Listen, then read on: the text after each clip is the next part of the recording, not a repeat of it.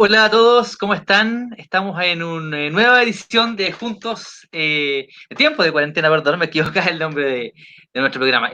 Nueva edición de Juntos de Tiempo de Cuarentena con un tema muy específico y muy especial para esta semana, muy ad hoc a lo que ha pasado con algunos fallos del Tribunal Constitucional por un lado y de tribunales de familia por el otro lado. Vamos a escuchar primero nuestra opinión editorial respecto al tema que nos convoca hoy día. Hace unos cuantos días, un tribunal de familia del país nos llevó a un razonamiento del mundo que viene y que en otras partes del globo ya era un hecho indiscutible. Un niño, niña o adolescente tiene el derecho a tener una familia y ser amado más allá de los componentes de la misma. El interés superior del niño, niña o adolescente, principio consagrado en nuestra legislación desde inicios de los años 90 con la ratificación de la Convención Internacional de los Derechos del Niño, nunca había sido mejor tratada e interpretada hasta la fecha. El niño, en este caso, puede tener dos mamás, ya que lo que prima es el amor, el cobijo, la protección y seguridad que ellas, Emma y Gigliola, le entregarán a su hijo. Qué distinta es la mirada cuando el acento se pone en estos valores en vez del miedo y la ignorancia, como se ha demostrado en otros fallos. Vergüenza nos da como país que tengamos un tribunal constitucional que falla de manera medieval, poniendo el acento en los prejuicios, el odio y el miedo. Pero bueno, lo importante es el futuro que se abre con este fallo, que no hace otra cosa que sentar como condición de origen para Atilio el ser igual que todo niño y tener los mismos derechos que a ninguno le deben ser arrebatados. Siempre que haya amor, cariño y cobijo, sabemos que no erramos el camino. Y en este tipo de materias, como la adopción de un niño, niña o adolescente, esa debe ser nuestra guía.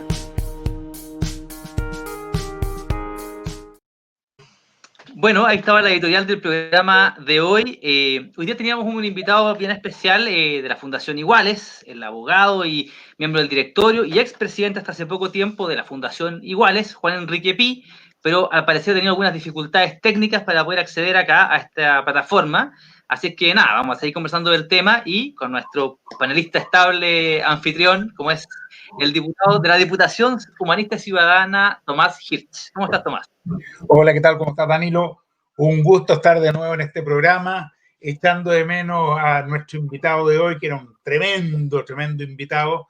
Pero bueno, nada, seguro que podremos conversar igual y ya lo vamos a tener de todas maneras con nosotros. Así que nada, es parte de lo que está pasando en esta época de tanta conexión por estas redes virtuales. Así que nada, tenemos que ser flexibles y seguir adelante y ojalá que haya de todas maneras muchas amigas y amigos viéndonos, porque seguro que tenemos muchos temas para conversar. Así es. Tomás, y para empezar, este tema de este fallo que permite a dos mamás legalmente ser mamás legalmente y que su hijo lleve su apellido, ¿cómo lo ves tú, la importancia histórica de este fallo? O al menos hasta donde estamos, digamos, es que seguramente habrán apelaciones, pero hasta donde está es bastante histórico. Bueno, por supuesto que me alegra mucho, es histórico como tú dices, pero por otro lado, siempre me llama la atención que las instituciones van mucho más atrás que la gente. Lo que para nosotros hoy día es normal, lo que para la inmensa mayoría, sobre todo para las nuevas generaciones, pero también para nosotros, los que ya somos mayores, es normal, es algo que es de toda lógica, de sentido común. ¿Cuál es? Que hayan dos personas que toman la decisión de tener una hija, un hijo y poder darle un espacio, una familia, el cariño, el afecto, no debe haber ningún impedimento para eso. Bueno, eso que nosotros consideramos, como te digo, de sentido común, las instituciones se demoran tanto en asumirlo, en aceptarlo, en reconocerlo. Aquí había un paso importante, finalmente, ¿no es cierto? Pero ojo, es esta jueza, que es una jueza que ya ha tenido fallos anteriores que han sido muy relevantes, muy importantes, sin duda que nos alegra mucho y esperamos que no se ponga impedimento a esto en otras instancias, que no haya ningún impedimento en la Corte Suprema y mucho menos en el Tribunal Constitucional, que sabemos que es un espacio reaccionario absoluto, es un remedio de la dictadura que ha ido echando para atrás fallos que son relevantes, que son importantes, imponiendo una mirada totalmente conservadora. Yo espero que eso no pase ahora, pero tengo el temor porque simultáneamente esta semana tuvimos una muy mala noticia, como tú sabes. Quizá me estoy adelantando a otra pregunta, así que te la voy a... Sí, sí, Pero sí, sí. esta es una gran noticia que me alegra muchísimo, sobre todo por la familia, por la gente que está involucrada, porque realmente lo que importa aquí es que haya ese espacio para el afecto, para el amor y para la construcción de una vida en familia que tenga esa mirada de un futuro abierto, y eso es lo que se ha logrado acá. Además, es importante porque es como que, mirado históricamente, historia reciente por lo menos, han habido muchas organizaciones dando una pelea grande, o sea, del 2010, 11, como en la historia muy reciente, porque para atrás es mucho, bastante más, pero el móvil, Fundación Igual, el MUMS, como una pelea que ha sido constante, y lo que se ha logrado es la unión civil, pero todavía falta el gran objetivo que es el matrimonio igualitario, ¿no? Que Argentina ya lo logró hace como 10 años y todavía Chile estamos atrasados en eso. Y Costa Rica hace 2 semanas. Costa Rica hace Ah, 2 semanas y fue muy importante y me emocionó mucho ver que el primer matrimonio que se celebró, o los primeros dos matrimonios, el primero fue una pareja lesbiana mayor y en la segunda fue una pareja de hombres homosexuales también muy mayores, que me pareció una señal muy interesante porque mostraba lo que significó tener que esperar toda una vida. claro. Creo que fue muy simbólico. Además, los dos, o uno de los dos, un abogado muy comprometido con el tema de los derechos humanos. Entonces, eso te refleja hasta qué punto todavía acá en Chile falta mucho. Se ha avanzado, tenemos la unión civil, pero no, lo que corresponde es que haya un matrimonio igualitario, que dos personas que quieren construir una vida en común, que tienen afecto, ¿qué se tiene que estar metiendo la sociedad, el Estado, decir, no, ustedes tienen derecho a amarse y ustedes no tienen derecho a amarse? ¿Y por qué? ¿Por qué? No, porque resulta que los dos son rubios, los dos son morenos, los dos son del mismo sexo. ¿Y a usted qué le importa? ¿Qué se mete si aquí hay afecto, aquí hay amor, aquí hay deseo de construcción común? Eso es lo relevante. Y desde ese punto de vista, nosotros los humanistas por lo menos estamos convencidos que el Estado tiene que generar todas las posibilidades para que en libertad las personas puedan construir su vida como les parezca mejor y no estar impidiéndolo, entorpeciéndolo, como todavía sucede acá en Chile. Tomás, te quería leer un poquito o sea, viendo el otro lado de la moneda, ¿no? Como siempre hay esto, lado luminoso y lado oscuro. También hay otro fallo que hubo del Tribunal Constitucional que negó la convalidación de un matrimonio igualitario realizado en España, en Europa, y querían validarlo acá, ¿no? Y entre algunas de las argumentos que dio el Tribunal Constitucional, dice uno, lo leo, dice, podría ello conducir a extremos intolerables, tales como matrimonios polígamos en países musulmanes, o el matrimonio de niños de países africanos, o aquellos convenidos por los padres en la sociedad japonesa, y las bodas masivas de parejas que se celebran en la secta Moon, en Corea del Sur, entre otros. Ese es uno de los argumentos del Tribunal Constitucional, Tomás, para negar este matrimonio igualitario.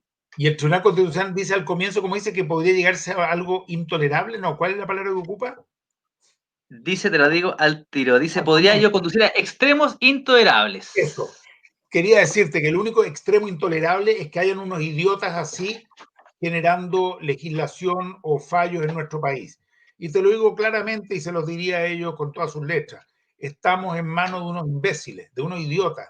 Es decir, a raíz de esta solicitud de dos personas de que se les reconozca el matrimonio de España, terminar metiendo un tema de que pueda, de los niños o cualquier otra situación así, lo único que hace es mostrar la falta de nivel que tienen y que están ahí simplemente por un pituto político para mantener lo más conservador, lo más rancio, ¿no es cierto?, de las miradas que uno todavía encuentra en nuestro país, afortunadamente cada vez menos, pero lamentablemente muy enquistadas en determinados aparatos del Estado, entre otros como el Tribunal Constitucional. Esto me confirma lo importante de lo que hemos estado haciendo en la Comisión de Constitución, que es tratar de reformar completamente el Tribunal Constitucional.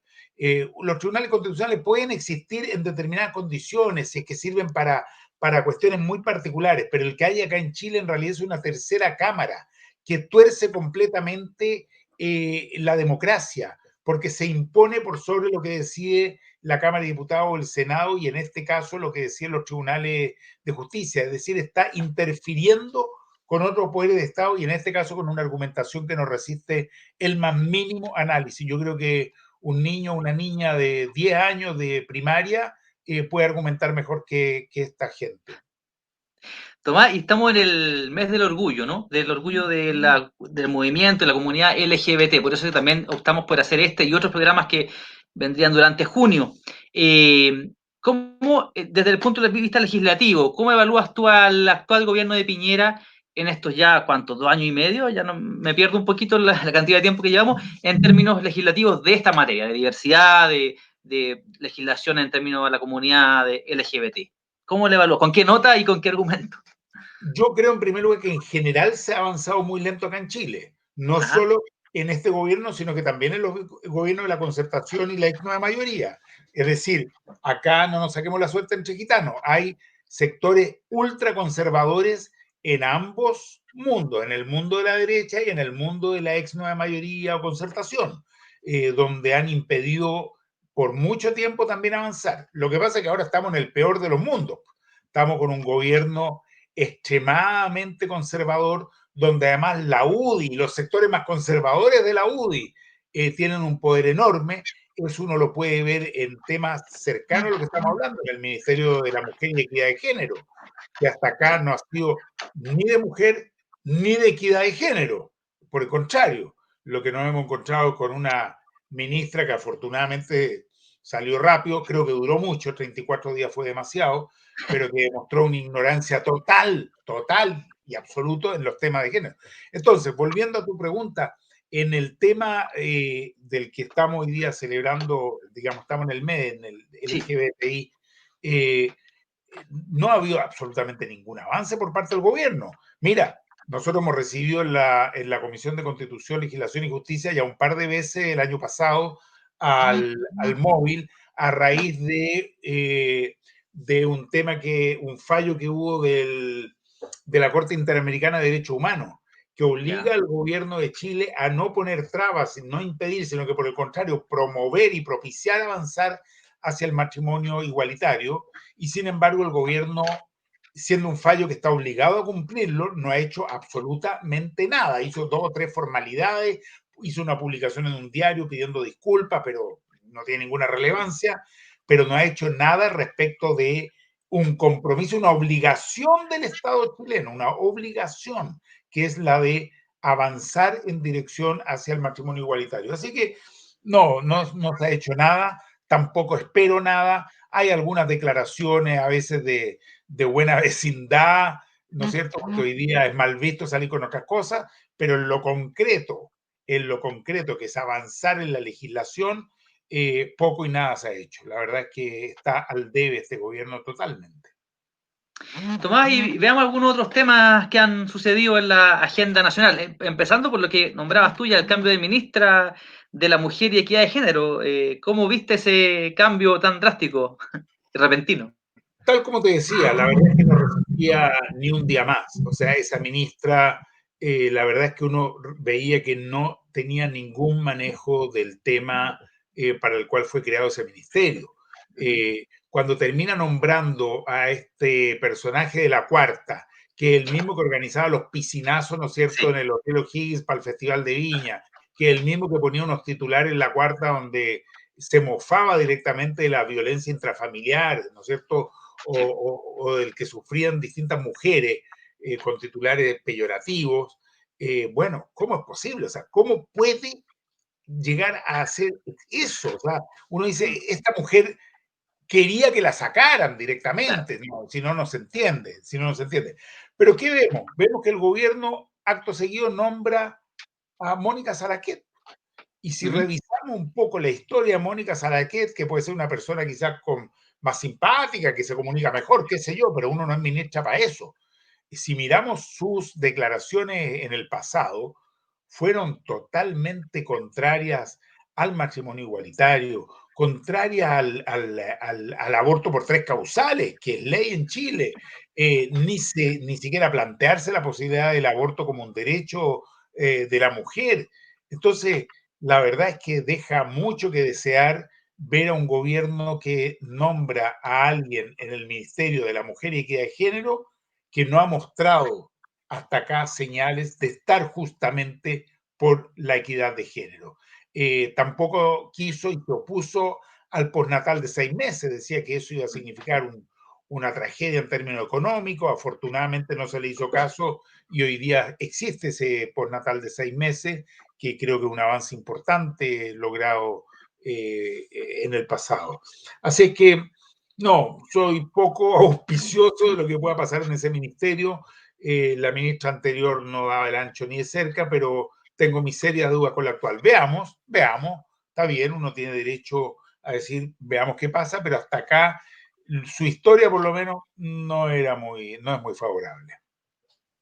Así es, ha sido bien cuestionada también por los movimientos feministas, Coordinadora 8 de marzo y otras organizaciones. Antes de seguir conversando, queríamos recordarle a las personas que nos están viendo que Juan Enrique Pi tuvo dificultades técnicas, así que no se pudo conectar lamentablemente a este programa, que queríamos también abordar con él el caso que él defendió, ¿no?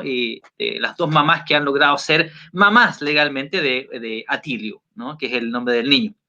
Queríamos también dar un dato de una campaña solidaria que hay vecinos y personas organizando en Peñarolén para adquirir gas y harina, ¿no? Harina para el pan y todo el tema doméstico, ante la escasez y el hambre que se está viviendo en diferentes comunas de la capital.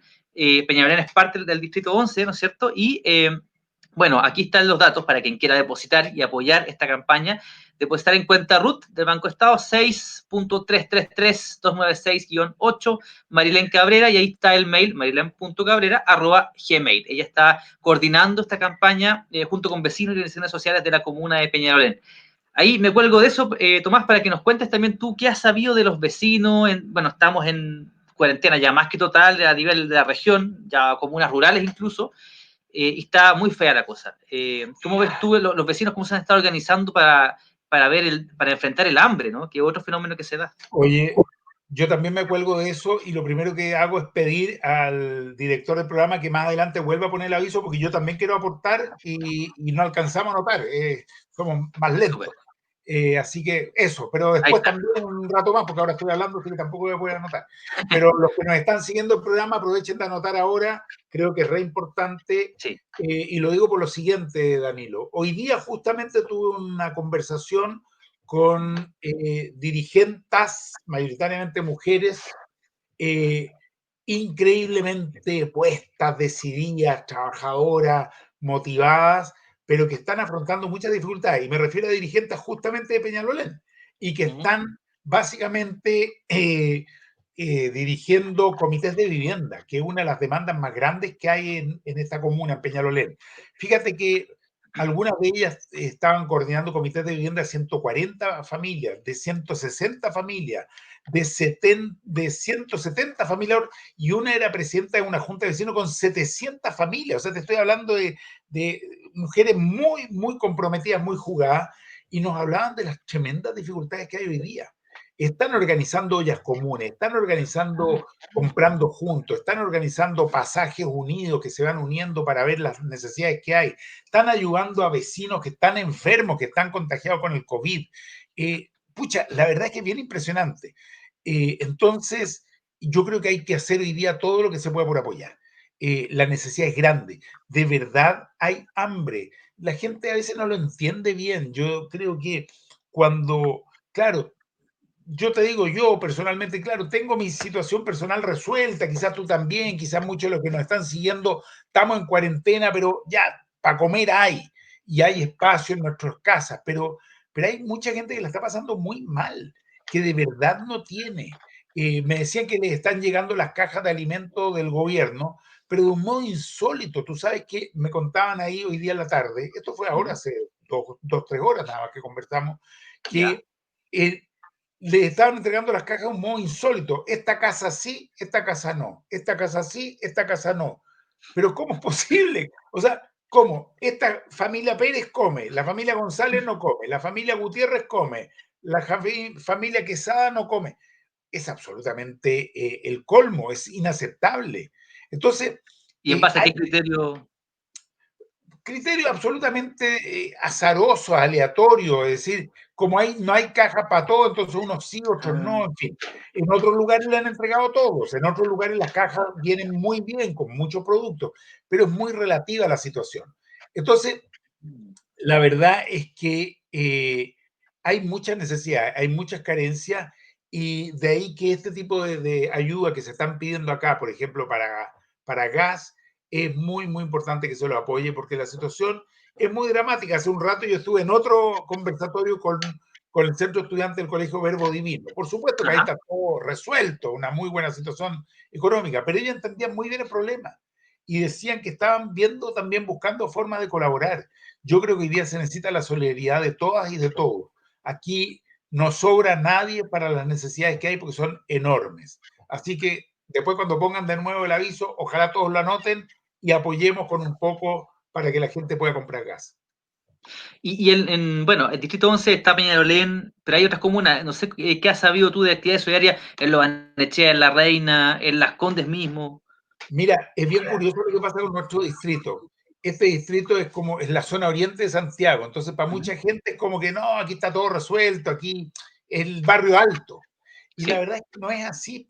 Es verdad que está Vitacura, perfecto, en Vitacura está todo Ajá. bien resuelto. Está Lo Curro, Santa María Manquehue, no sé, La Dehesa, pero hay sectores muy carenciados. De partida Peñalolén, que estábamos hablando, San Luis de Maculo, Hermida, La Faena, Peñalolén Alto. Sí. También lo mismo pasa en La Reina, Villa Ujú. La Reina, en Las Condes, todo lo que es Colón 9000, en Lo Barnechea.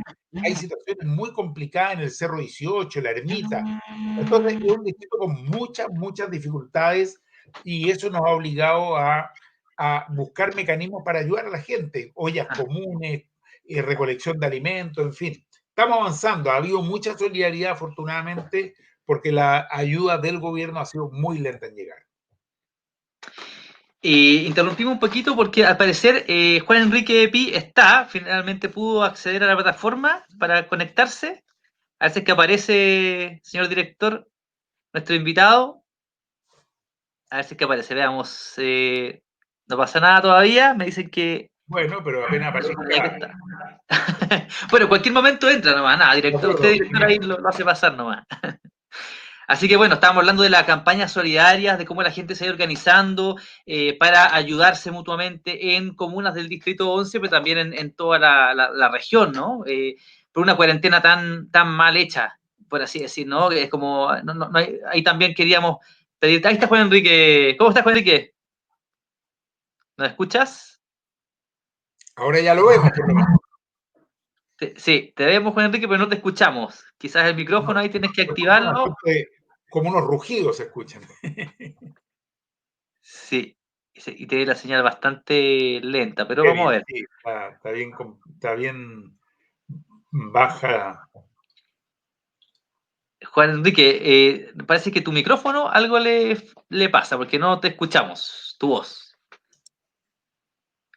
Eh, bueno, mientras Juan Enrique ahí, no se escucha tu micrófono.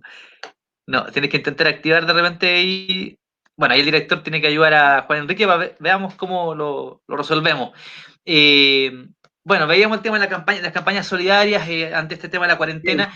Y nada, una cuarentena como sin medidas de apoyo, o sea, medidas que ya se anunciaron hace rato, las cajas famosas, pero no hay mucho más que eso. La renta básica de emergencia tampoco está, ni se menciona. Mira, para ponértelo en perspectiva, Danilo, nosotros estamos viviendo dos pandemias. Una pandemia de salud, que no es responsabilidad del gobierno, obviamente, pero a la que hay que responder. Hay que responder con medidas claras, y tenemos un ministro de salud que no ha dado el ancho.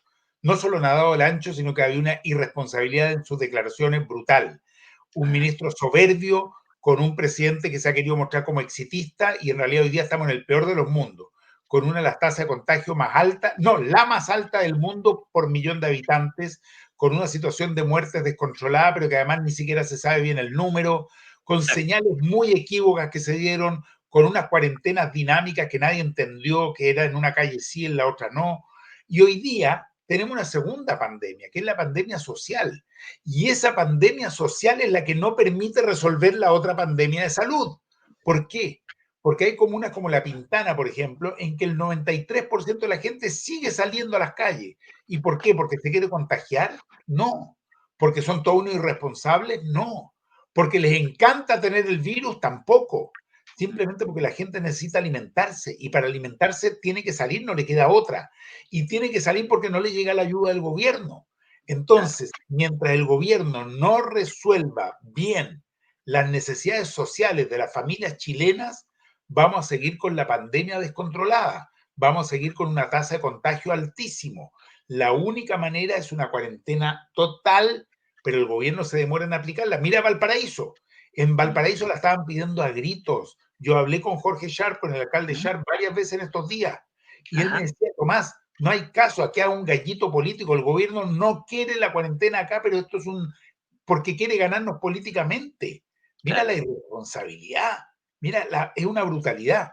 Finalmente ahora se decreta la cuarentena en Valparaíso, pero lamentablemente la sensación es que ya es tarde, que el virus ya está desplegándose en los cerros de Valparaíso, donde es muy difícil controlarlo.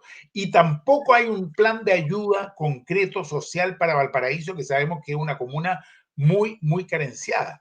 Entonces, sí, yo creo que ha habido mucha irresponsabilidad del gobierno. Mira lo que pasó con las cajas que estaban repartiendo la comida para en el fondo hacerse propaganda, para tomarse la foto del alcalde, para decir gracias presidente, y no estaban preocupados del tema de fondo, que es salvar las familias. Entonces es Y muy grave lo que está pasando. Tomás, y con un instructivo más encima que se filtró de cómo había que entregar las cajas, cómo había casi que posar a la cámara, una cuestión bien Chocante, grotesca. chocante, y termina finalmente la ministra Carla Rubilar diciendo, no, esto es culpa mía, yo asumo toda la responsabilidad, el presidente si hubiera sabido no lo hacía. Pero si como, si había una carta del presidente dentro de cada caja. Claro. Entonces, si no sabía el presidente, bueno, ¿cómo sostiene a esta ministra, pues? O sea, en un país serio no dura ni un par de horas esa ministra en esas condiciones, pues da un paso al costado. Es muy vergonzoso lo que está haciendo el gobierno. Y cuando empezaron con esto las cajas, nos llamó la atención y dijimos, esto es muy curioso, porque evidentemente es el sistema menos práctico para entregarle comida a la gente, que el Ujú, gobierno central haga una entrega de 2,5 millones de cajas. Acá hay algo más. Y bueno, había algo más. Había el claro. interés del gobierno de hacerse propaganda a ellos mismos en un año que sabemos que estamos cerca de procesos electorales. Es bien Claro. penoso. Mira, la verdad es que hay hasta varios ministros del mismo gobierno que les dio una vergüenza tremenda y me consta eso. Algunos lo dijeron públicamente y otros lo han dicho en privado en el Congreso. Tomás, mientras esperamos todavía que Juan Enrique se pueda conectar, sería interesante que se pudiera conectar para que comentáramos los fallos y los temas de comunidad LGBT. Pero sigamos algunos temas que tenemos de actualidad. Había otras cajas también que analizar, que son las cajas de la Junaev, que tú hiciste un oficio, ¿no? Se llama, para pedir fiscalizar el tema. ¿Cómo es eso? Explícanos un poquito. Sí, efectivamente, presentamos junto a nuestros abogados, abogadas, un requerimiento a la Contraloría General de la República, porque habíamos recibido muchas denuncias de irregularidades respecto a las cajas Junaed. Estas Ya. cajas son alimentos que se entrega a todos los niños y niñas que de las escuelas municipales, ¿no es cierto?, pero que no están pudiendo ir a clases porque están cerradas las escuelas. Entonces, como normalmente reciben su alimentación en los colegios, bueno, ahora se les tiene que entregar esa alimentación, es una obligación, mientras están en sus casas. ¿Qué ha pasado y qué denuncia hemos recibido? En primer lugar, que no todos los niños y niñas están recibiendo las cajas. Primera cuestión que es gravísima. En el caso de Peñalolén, por ejemplo, deberían recibir alrededor de 21.500 niños y niñas y la están recibiendo solamente 17.000. Me dirás, bueno, pero un buen número. No, pues hay 4.500, casi 5.000 que no están recibiendo su alimento. Eso es muy grave y tiene que ser investigado. Segunda cuestión, las cajas no están trayendo todos los alimentos que por protocolo deberían incluir. Y eso significa menos alimentación, menos calorías, menos proteínas, menos nutrientes que tienen que recibir estos niños y niñas.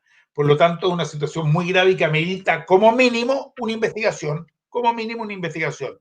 Así es que sí, ayer presentamos este escrito a Contraloría, yo espero que investiguen a la brevedad posible. Esta es una cuestión que no admite dilación porque se trata de niños, hijos e hijas de las familias de las comunas chilenas que no están recibiendo quizás el alimento que les corresponde y eso sería tremendamente grave. Importante tema entonces para estar esperando ahí que sale de eso, ¿no? Y en ámbito parlamentario, Tomás, ¿qué destacarías tú de estas semanas recientes? Está el tema de la reducción, finalmente el límite de la reelección parlamentaria y de todos los cargos. Finalmente, al revés de cómo había salido, fue toda una confusión. No sé cómo ves tú ese tema y otros temas que pueden haber dentro del Parlamento en materia legislativa. Bueno, hemos estado con muchos temas, la verdad. La verdad es que estamos legislando harto, rápido. El gobierno se queja que la oposición a veces le pone trabas. No es verdad. Estamos aprobando la mayoría de los proyectos, pero también estamos impidiendo que pasen con demasiada letra chica. Entonces, la mayoría estamos llevando a comisiones mixtas para discutirlos bien en detalle. El último que aprobamos en la Cámara de Diputados y que se aprobó hoy día también en el Senado es un proyecto de ley para que no se le pueda cortar los servicios básicos a quienes no pueden pagarlo durante el periodo de la pandemia. Es muy importante eso porque son cientos de miles de familias que no están teniendo ingresos porque quedaron cesantes o porque están recibiendo el subsidio de cesantía, pero que es menor a su sueldo, por lo tanto no pueden pagar hoy día las cuentas básicas. Logramos que se aprobara por una inmensa mayoría en la Cámara de Diputados, por una inmensa mayoría, incluyendo muchos, casi todos los votos de la derecha. Y sin embargo, ¿qué noticia nos enteramos hoy día? Que el gobierno está pensando llevarlo al Tribunal Constitucional para declararlo inconstitucional. Entonces uno dice, pero esto es de loco, esto es demente. Si incluso los diputados y diputadas de derecha, de Renovación Nacional, todos, y la mayoría también de los de la UDI, también lo aprobaron. Entonces uno dice, ¿en qué mundo vive este gobierno? ¿En qué mundo vive el gobierno?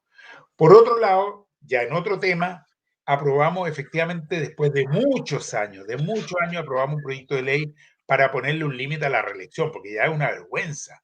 Tienes diputadas y diputados y senadores que llevan 30 años, 30 años. El diputado Melero, el senador Juan Pablo Letelier y varios otros, Ortiz de la Y Democracia alcaldes Cristiana. también. ¿Ah?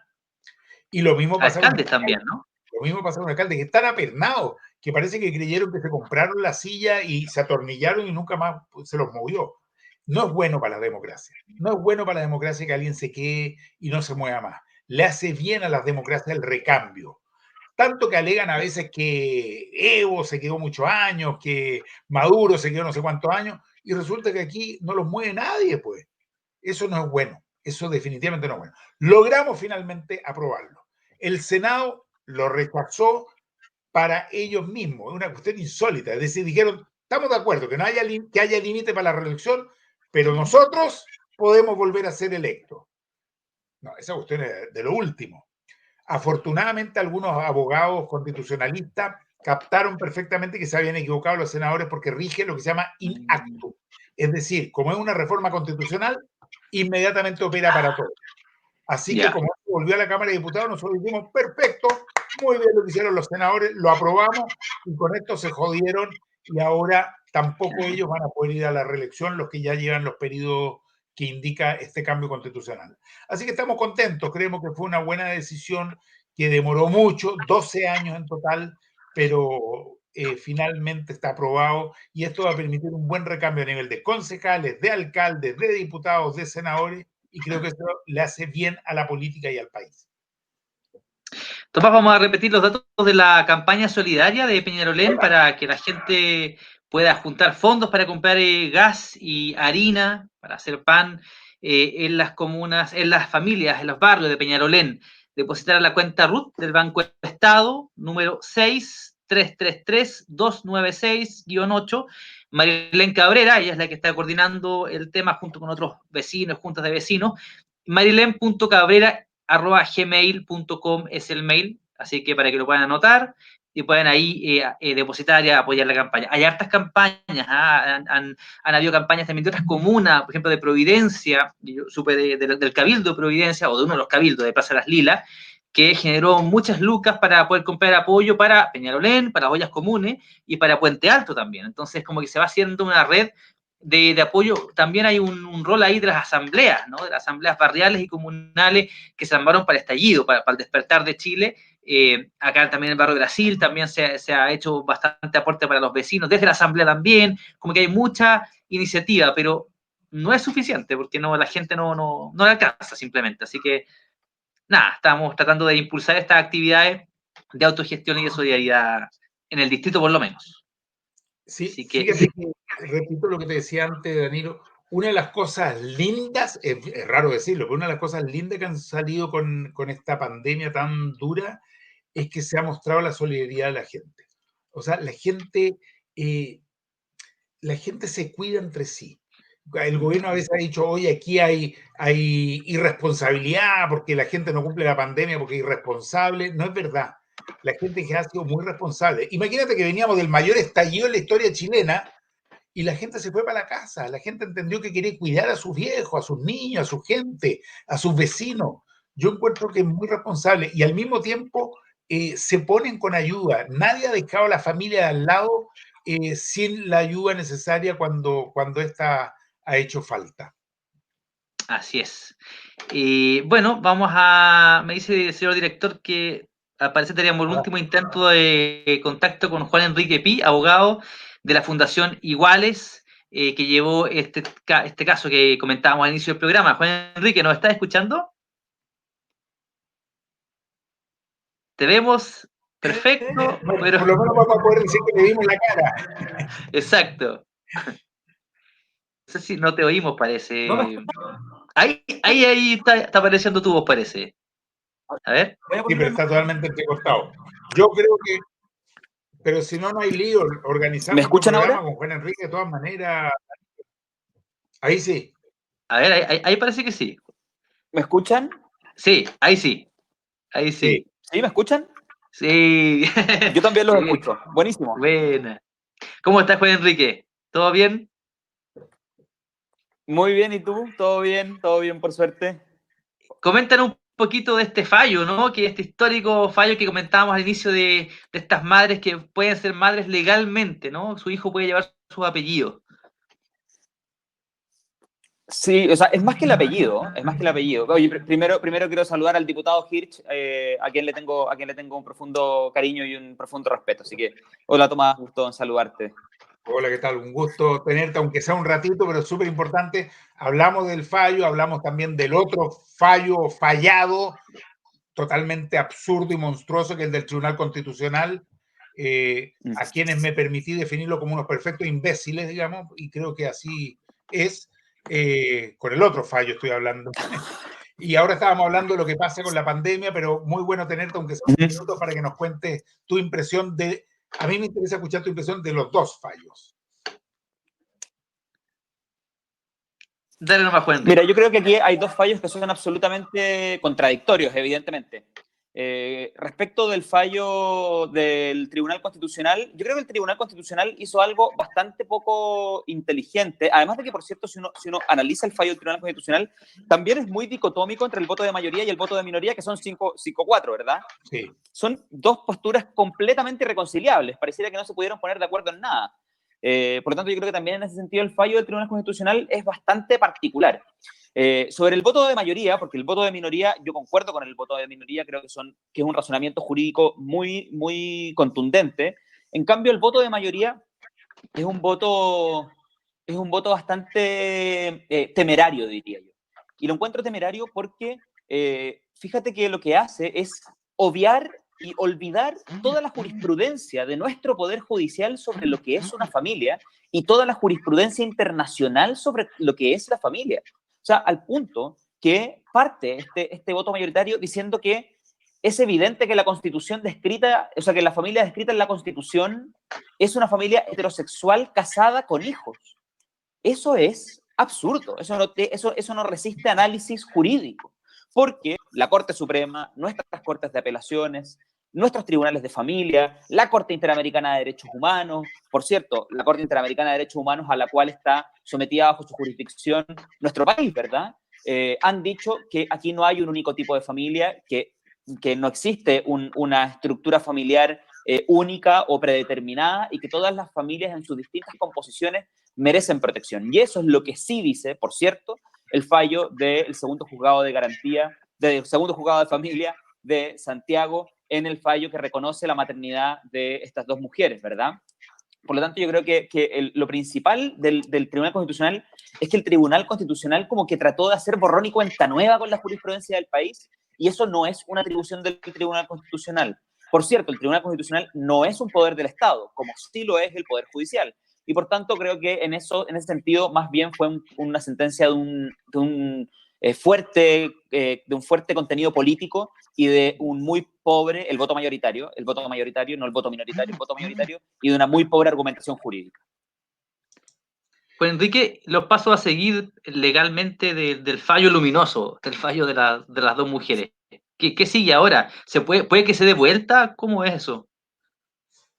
Bueno, la ministra Chevesic, que es vocera, por cierto, de la Corte Suprema y que lo dijo esto en su calidad de vocera de la Corte Suprema, a este fallo solamente solo pueden apelar las partes. Las partes son las que pueden ejercer los recursos correspondientes para impugnar la resolución que ha tomado este segundo juzgado de familia de Santiago.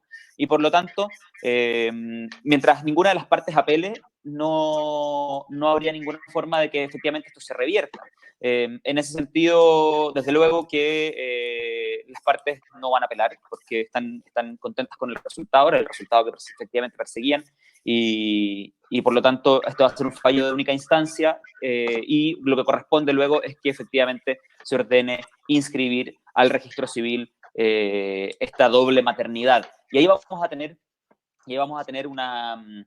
no sé si una dificultad, pero algo que por supuesto aprovecho de pasarle el dato al diputado Hirsch. Vamos a tener el problema de en qué términos se va a inscribir.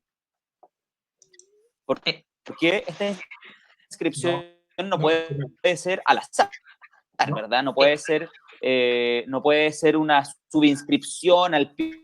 Tiene que ser con toda la dignidad del reconocimiento, que eso efectivamente se vea reflejado en la inscripción y en el certificado de nacimiento. Juan Enrique, si puedes repetir la última parte, ¿en qué términos ahí quedaste? Porque la señal se te fue justo en esa frase. Respecto al en los fallo. términos en que queda inscrita esta maternidad, Ajá. Es importante que esta doble maternidad quede inscrita con la dignidad del reconocimiento de los derechos humanos del niño. Es decir, no puede ser que la inscripción sea una pequeña subinscripción al pie, tiene que ser una inscripción que reconozca la dignidad familiar y que por lo tanto señale que efectivamente este niño tiene dos mamás. Fíjate que yo creo que acá es bien sintomático y simbólico que se hayan producido estos dos fallos en los mismos días. El fallo que nos alegra es un fallo de un tribunal de familia, si es que no me equivoco. Sí. Es una jueza de Sí, familia, efectivamente.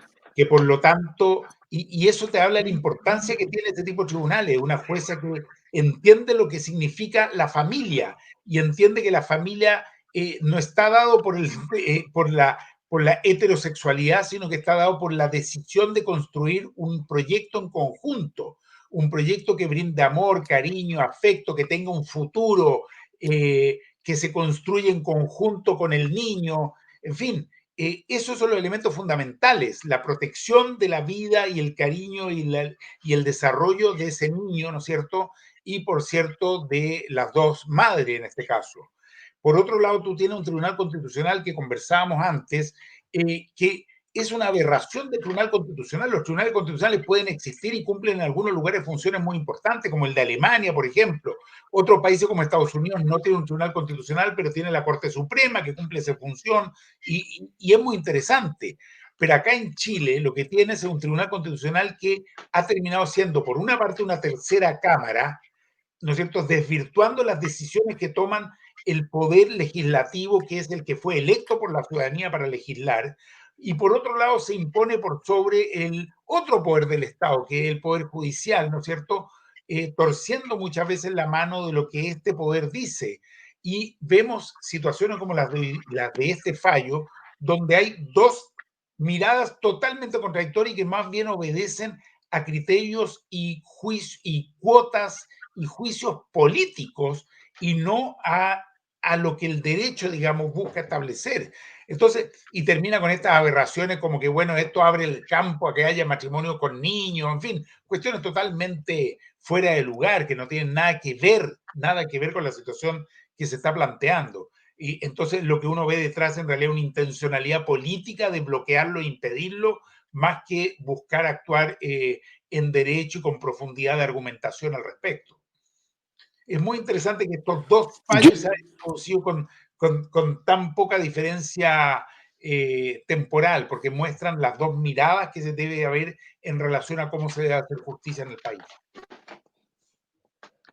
Yo estoy totalmente de acuerdo contigo, Tomás. Yo creo que efectivamente el fallo del Tribunal Constitucional no solamente olvida la jurisprudencia del Poder Judicial, sino que además olvida también las decisiones del poder Legislativo, que ha dicho que tampoco hay un único tipo de familia, ¿verdad? Lo he dicho en diversas leyes. Yo lo decía hoy día en una columna que escribí en el Mercurio respondiéndole una columna muy ofensiva al profesor Hernán Corral, que no solamente los tribunales de familia han dicho que hay muchos tipos de familias distintos, sino que también lo ha hecho el legislativo a través, por ejemplo, de la ley de filiación, a través de la ley de matrimonio civil, a través de la ley de unión civil, a través de la ley que crea el Ministerio de Desarrollo Social y Familia, define la familia y no la define como el matrimonio entre un hombre y una mujer, que solamente eso es familia. Y además también se pasa por alto las señales que ha dado el Poder Ejecutivo. Y yo ponía de ejemplo, la ley de filiación del año 99 fue un mensaje presidencial enviado en los gobiernos de la concertación. El proyecto de ley de unión civil fue un proyecto de ley enviado en un gobierno de derecha. Y el proyecto de ley de matrimonio igualitario fue un proyecto de ley enviado por la nueva mayoría, 3 coaliciones gobernantes distintas de los últimos 30 años. Y en todas esas, y todos esos gobiernos que han ocupado el Ejecutivo, dijeron aquí hay que terminar con la familia, hay que dejar de entender la familia como un concepto exclusivamente heterosexual. Por lo tanto, yo creo que lo que hace efectivamente el Tribunal Constitucional es querer borrar con el codo la historia familiar y la historia de reconocimiento y de avance de derechos de nuestro país. Eso es inaceptable. Eso es inaceptable y, sobre todo, no es en ningún caso una atribución del Tribunal Constitucional. O sea, se pasaron varios pueblos y por suerte aparece este fallo del cual tú muy bien señalas, Tomás, que efectivamente consiste en un fallo de un tribunal de familia, que es el tribunal que tiene el mandato legal del legislador de velar por el interés superior de los niños en todos sus procesos, que es el que tiene la competencia para conocer cuestiones relacionadas con la filiación, con los estados civiles, por lo tanto es el órgano del Estado de mayor conocimiento para la determinación de estos temas, sin ninguna duda. Oye, Juan Enrique, sabes que tenemos fallas con tu imagen, te ves como cuando en esos reportajes televisivos, cuando hacen pixelan a la gente y no se ve la cara, te ves así, pero te escuchas perfecto. Sí, te escuchas perfecto. Ya. Así que vamos a ir a las preguntas de redes sociales y de ahí vamos a hacer una pregunta ya de cierre y te vamos a dejar invitado, Juan Enrique, para el próximo programa para que nos resulte sí o sí totalmente. Así que vamos a ver comentarios ahí de redes sociales y preguntas de redes que puedan haber. Señor director, veamos entonces qué han comentado algunas personas. A ver si aparecen en pantalla.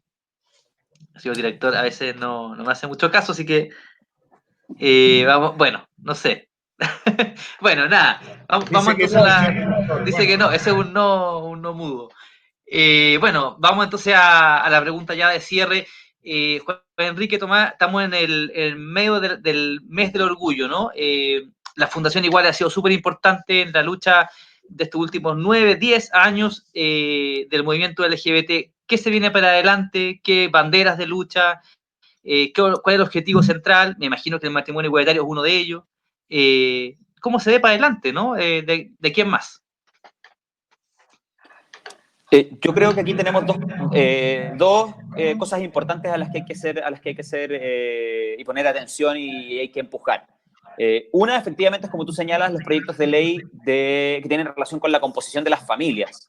Y en ese sentido tenemos 3 proyectos de ley que hoy en día están los 3 en el Senado, ya no hay ninguno en la Cámara de Diputados, los 3 pasaron algunos nacieron en el Senado, pero otros pasaron de la Cámara al Senado, como el proyecto de ley de adopción, el proyecto de ley de matrimonio igualitario y el proyecto de ley de derechos filiativos de parejas del mismo sexo. En ese sentido, el proyecto de ley de matrimonio igualitario que se presenta al Senado y por lo tanto está en su primer trámite constitucional, es un proyecto de ley que abarca los otros proyectos y por lo tanto una solución integral al tema de la familia. Yo creo que ese es un aspecto muy importante porque las familias LGBT, las familias compuestas por parejas del mismo sexo, siguen siendo en muchos aspectos familias de segunda clase, ¿verdad? Familias que no acceden a los mismos derechos que las familias heterosexuales y por lo tanto es algo importante que hay que solucionar. Y después yo creo que hay un tema que es igualmente importante, y que tiene relación con la vida directa y el día a día de las personas que somos lesbianas, que somos, bueno, en mi caso gay, pero también las personas lesbianas, bisexuales, trans e intersex, y que tiene relación con la violencia y con la discriminación. El año pasado, yo no sé si ustedes se acuerdan, partimos con una ola de violencia contra la comunidad LGBTI muy grande. Ocurrió el caso de Carolina Torres, que también lo llevamos nosotros como fundación, donde una mujer, por ir de la mano con su pareja, fue brutalmente golpeada por dos hombres, ¿verdad? Con su pareja, que también era una mujer lesbiana. Y todavía la discriminación y la violencia siguen siendo un aspecto con el cual las personas de la diversidad sexual y de género nos encontramos muy constantemente en los espacios públicos y también, por cierto, en los establecimientos educacionales, en los lugares de trabajo, en los centros de salud. O sea, me imagino que en este momento quizás no está ocurriendo tanto porque con el contexto de la pandemia y la saturación de los sistemas de salud no está ocurriendo, o quizás está ocurriendo y no lo estamos viendo. También puede estar ocurriendo eso, por cierto. Pero yo creo que ahí también la reforma de la ley antidiscriminación, el encargar alguna institucionalidad, la importancia de educar en el valor de los derechos humanos, en el valor de la diversidad, es fundamental, porque si no, entonces seguimos corriendo peligro en la vía pública, en los espacios públicos, las personas que pertenecemos a la diversidad sexual y de género, y eso es algo que cobra vidas, que muchas veces tiene secuelas que no se pueden volver a recuperar. Y en ese sentido creo que ese es el segundo aspecto muy, muy importante. Familia y violencia, yo diría que son los dos temas primordiales. Ok. Tomás, ¿alguna reflexión ya de cierre del programa de hoy? Mira, yo veo ahí una pregunta que decía si creo que en el corto plazo puede haber un presidente o algún otro cargo de alguien que sea de la diversidad sexual. Y estaba pensando en esa pregunta. ¿Saben lo que yo aspiro en realidad? Que en el corto plazo nadie esté preocupado si el presidente, el diputado, el alcalde, la alcaldesa, la concejala, el senador, el consejero regional, cómo expresa su afectividad. ¿Qué le importa? ¿Qué importa? Estoy de acuerdo. A mí siempre ha sido este tema. ¿Qué menos le puede importar al Estado o a otros con quién expresa su efectividad? Yo espero que la gente elija gente que es compasiva, gente que es buena, gente que está comprometida por ayudar a otros, gente que entiende que necesitamos un país con justicia social, con derechos, con libertad, con valoración de la diversidad, con respeto hacia todas y todos. Y francamente, cómo cada uno expresa su afectividad, su sexualidad, y tampoco debería importarnos mucho si el presidente tiene pelo rubio, ojos azules, usa barba, anteojo, es pelado como yo, canoso, pero ¿qué importa? El tema está en cuál es tu programa, cómo te vas a comprometer o no por el bienestar y por mejorar las condiciones de vida de la gente.